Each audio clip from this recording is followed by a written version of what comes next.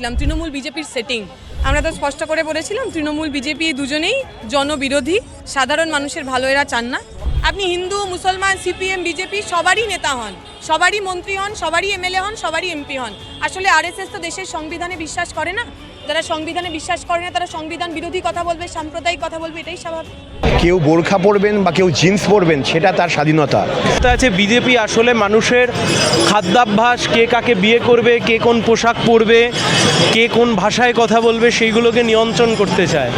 যা তৃণমূল ক্ষমতায় আসার পর এমন অনেক মানুষ যাদের রাজনীতির সঙ্গে কোনো যোগাযোগ নেই, যারা রাজনীতি বোঝেন না, কেউ ক্রিকেট খেলেন, কেউ ফুটবল খেলেন, কেউ সিনেমা করেন, তাদের সব নেতা বানিয়ে দিয়েছিলেন। আসলে নেতা হওয়ার জন্য রাজনীতির প্রয়োজন। আজকে যখন ওপর থেকে মাথাটা সরে গেছে, সবার আসল রূপ বেরিয়ে পড়ছে এবং গরিব মানুষের ওপর বুলডোজাররা চালাচ্ছে, সেটা দেখে মনে হচ্ছে তার ভয়াবহতা তার থেকে আরও বেশি আর কম নয়। আজকের দিনে দাঁড়িয়ে তৃণমূলের যে নেতাদের বিরুদ্ধে এবিভিপি কথাবার্তা বলছেন, তৃণমূলের যে দাদাদের বিরুদ্ধে এবিভিপি বড় বড় কথা বলছে, আজ থেকে 1 মাস, 2 মাস, 4 মাস, 5 মাসের মধ্যে তৃণমূলের সেই দাদারাই আবার এবিভিপির দাদা হবে এবং যা কাজ তারা তৃণমূলের হয়ে করতেন সেই একই কাজ এবিভিপির হয়ে করবেন। এটাই নর্মাল, এটাই হবে। বদলা নয়, বদল চাই। এবার সত্যি বদল ঘটল পশ্চিমবঙ্গের মাটিতে। সরকার গড়ল বিজেপি এবং বিজেপি সরকারি আসার পর থেকেই আমাদের সমস্ত চিত্র উঠে আসছে। বিভিন্ন জায়গায় পার্টি অফিস ভাঙচুর করা হচ্ছে, কোথাও বুলডোজার দিয়ে উৎখাত করা হচ্ছে সাধারণ মানুষদের জমি জায়গা, সাধারণ মানুষদের খেটে খাওয়া মানুষদের দোকানপাট। আর এই নিয়ে কার্যত সরব হয়েছেন বামপন্থী শিবিরের সমর্থকরা। সেখানে উপস্থিত ছিলেন সায়ন ব্যানার্জি থেকে শুরু করে ময়ূক বিশ্বাস এবং দীপশিতা ধর। এবং তারা ঠিক কী বার্তা রাখছেন, নতুন সরকার, পরিবর্তনের সরকার কি বলছেন এবং পরিবর্তনের সরকারে কি দেখা যাচ্ছে যে বিভিন্ন জায়গায় যে মারদাঙ্গার চিত্র উঠে আসছে, তা নিয়ে কি বলছেন বামপন্থীর কর্মী সমর্থকরা, বামপন্থীর নেতৃত্বরা।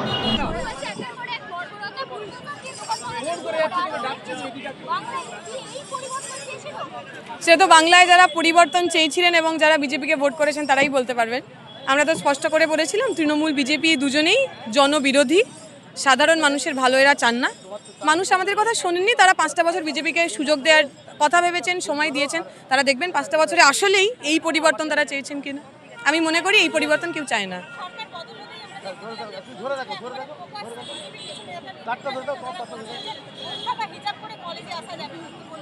এ তো নতুন না, আমাদের মনে আছে কর্ণাটকেও ওই বিশ্ব হিন্দু পরিষদ আরএসএস একই কথা বলেছিল।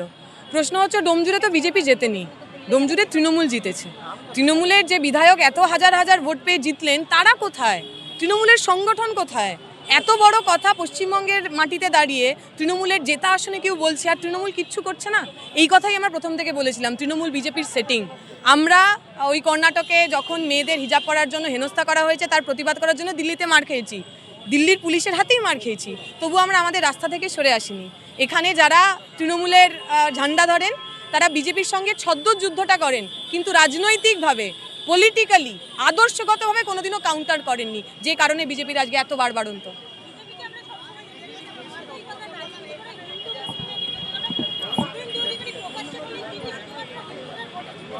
আমাদের সংবিধান তো একথা বলে না।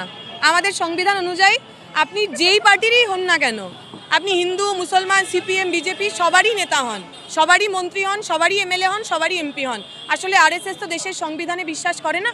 যারা সংবিধানে বিশ্বাস করে না তারা সংবিধান বিরোধী কথা বলবে, সাম্প্রদায়িক কথা বলবে, এটাই স্বাভাবিক। আমরা তো কোনো ধরনের মৃত্যু, কোনো ধরনের আক্রমণ সেটাকে কোনোভাবে সমর্থন করার জায়গা নেই। বরং ওনার পরিবারের প্রতি আমাদের শ্রদ্ধা থাকবে, ওর পরিবারের প্রতি সহমর্মিতা থাকবে। একজন নিরপরাধ মানুষ খুন হলেন, বিজেপি সরকারের আসার পরেই হলেন। এই লজ্জা, এই যন্ত্রণার কোনো জায়গা নেই।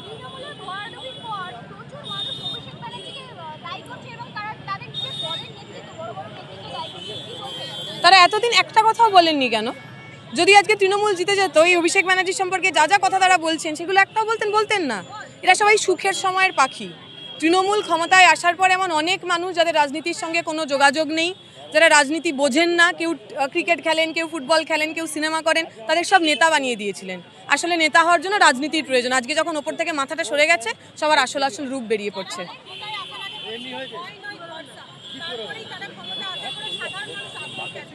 কারণ বিজেপি তো জানেনই জুমলা। বিজেপি যা কথা বলেন মমতা ব্যানার্জির কথা অনুযায়ী প্রতিশ্রুতি মানেই প্রতারণা। আমরা সবাই জানতাম ওরা যা বলছেন সেটা জুমলা, সেটা মিথ্যে কথা, মানুষ সেটা বোঝেননি। এই তোমাদের টিভিতে আমি বলে দিলাম, আজকের দিনে দাঁড়িয়ে তৃণমূলের যে নেতাদের বিরুদ্ধে এবিভিপি কথাবার্তা বলছেন, তৃণমূলের যে দাদাদের বিরুদ্ধে এবিভিপি বড় বড় কথা বলছে, আজ থেকে 1 মাস 2 মাস 4 মাস 5 মাসের মধ্যে তৃণমূলের সেই দাদারাই আবার এবিভিপির দাদা হবে এবং যা যা কাজ তারা তৃণমূলের হয়ে করতেন সে একই কাজ এবিভিপির হয়ে করবেন। এটাই নর্মাল, এটাই হবে।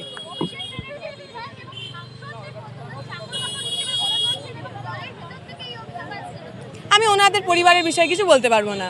আমরা সম্মান নিয়ে রাজনীতি করার পক্ষপাতী, আমরা ওনাদের দলের ভিতরে কী হচ্ছে সে সম্পর্কে জানতে পারবো না। সরকারে ক্ষমতায় না আসতে আসতেই বিজেপি বলছেন যে মহিলারা কোন পোশাক পরবেন কোন পোশাক পরবেন না, বলছেন যে এটা মাদ্রাসা নয়, আপনি বোরখা পরবেন না, কি বলবেন?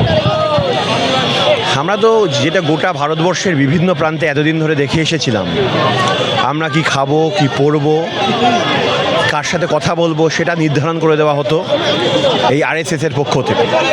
ঠিক একই জিনিস এখন আমরা দেখতে পাচ্ছি আমাদের এই বাংলায় যে শেঠ সংস্কৃতি তৃণমূলের আমলে ছিল তা আরও ভয়াবহ হয়ে ধর্মীয় আকার, ধর্মীয় রূপ ধারণ করেছে এই আরএসএস বিজেপির রাজত্বে। এবং এখনও মানে শপথ গ্রহণ হয়নি তার আগেই এই রূপ দেখাতে তারা শুরু করেছে। আমরা মনে করি কেউ বোরখা পরবেন বা কেউ জিন্স পরবেন সেটা তার স্বাধীনতা। আমরা বলি রাত্রিবেলা মহিলারা তাদের যেমন হচ্ছে যে কোনো সময় যারা কাজে করে আসছেন তারা ফেরার যেমন অধিকার রয়েছে, সমকাজে সমবেতনের যে অধিকার রয়েছে, ঠিক একইভাবে তারা কি পোশাক পরবে কি পরবে না সেটা তার অধিকার রয়েছে। তার ধর্ম, আমাদের ভারতীয় সংবিধান সেই স্বীকৃতি, সেই অধিকার তাদের দেয়। এই আশা করি আমরা ইউপি বিহারে পরিণত হবে দাদা এবার আমাদের বাংলা গড়া হবে বলছে। সোনার বাংলায় যেখানে এই মানুষকে যখন বঞ্চিত রাখা হয় তার ফল কি ভয়াবহ হতে পারে তা 15 বছরের তৃণমূলের রাজে আমরা দেখেছি। ঠিক একই পথে ক্ষমতায় আসার আগে থেকেই যেভাবে মনীষীদের মূর্তি ভাঙা, যেরকমভাবে বিপক্ষকে হুমকি দেওয়া, খুনের রাজনীতি এবং গরিব মানুষের ওপর বুলডোজার রাজ চালাচ্ছে, সেটা দেখে মনে হচ্ছে তার ভয়াবহতা তার থেকে আরও বেশি আর কম নয়। অত্যন্ত দুঃখজনক, একটা নতুন সরকার সম্পূর্ণরূপে ম্যান্ডেট পেয়েছে। রাজ্যের মানুষ আশা রাখেন যে সংবিধান সম্মতভাবে সংবিধানের ওপর ভরসা রেখে সেই সরকার চালাবে। যদিও বা যে সময়টায় ভায়োলেন্স হলো সেই সময়তেই নির্বাচন কমিশন গোটাটার দায়িত্বে ছিল, তাও এই ভায়োলেন্স কার্যত রুটি রুজির ওপরে ডাইরেক্ট আক্রমণ, ঘরবাড়ি ভাঙা, নিউ মার্কেটের বুকে দোকান ভাঙচুর করা, বিভিন্ন রাজনৈতিক দলের কর্মী তাদের ওপর আক্রমণ হওয়া, এই সবটা অনভিপ্রেত। এই সব থেকে পশ্চিমবাংলাকে এগোতে হবে। এই রুটি রুজির ওপর মূলত যে আক্রমণ, যে বুলডোজার পলিটিক্সের চোখরাঙানি, এই চোখরাঙানি বন্ধ হওয়া উচিত। গণতান্ত্রিক দেশে বা গণতান্ত্রিক পরিকাঠামোতে বুলডোজার অথবা গায়ের জোর, বুলেট এসবের কোনো স্থান নেই। শুভেন্দু অধিকারী মুখ্যমন্ত্রী হলেন, কি বলবেন? শুভেচ্ছা জানাচ্ছি। উনি রাজ্যের মুখ্যমন্ত্রী হয়েছেন, রাজ্যের 9th চিফ মিনিস্টার, 9ম রাজ্যের মুখ্যমন্ত্রী। শুভেচ্ছা জানাচ্ছি, এর চাইতে বেশি আর কি জানাতে পারি।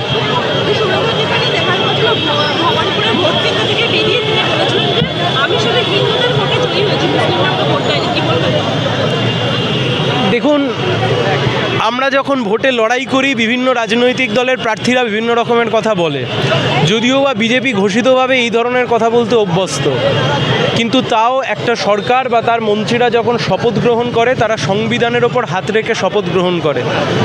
সংবিধান বলেছে সব মানুষ সমান, ইকুয়ালিটি। সংবিধানের মূল কথা হচ্ছে এটাই। ফলে আমি আশা রাখবো যে নতুন সরকার তারা সবাইকে নিয়ে চলার চেষ্টা করবেন। তা যদি না হয় তাহলে বিরোধী দল হিসেবে সিপিআইএম সেই লড়াই অবশ্যই লড়বে।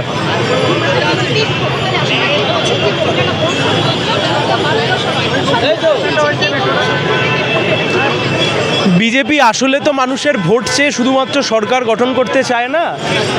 বিভিন্ন রাজ্যের ক্ষেত্রে বা আমাদের দেশের সরকারের ক্ষেত্রে আমাদের অভিজ্ঞতা আছে, বিজেপি আসলে মানুষের খাদ্যাভ্যাস, কে কাকে বিয়ে করবে, কে কোন পোশাক পরবে, কে কোন ভাষায় কথা বলবে, সেইগুলোকে নিয়ন্ত্রণ করতে চায়, যা অনভিপ্রেত।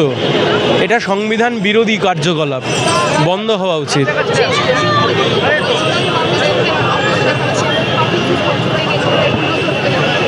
আমি সেটাই বললাম যে গণতন্ত্রে ব্যালটের ভূমিকা আছে, বুলেটের কোনো ভূমিকা নেই, বুলডোজারের কোনো ভূমিকা নেই।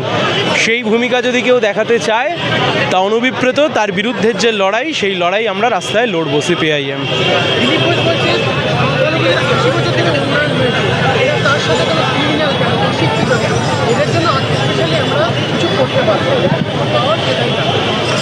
দেখুন প্রভোকেটিভ স্পিচ মানে উত্তেজনা ছড়ানোর জন্য বলছেন।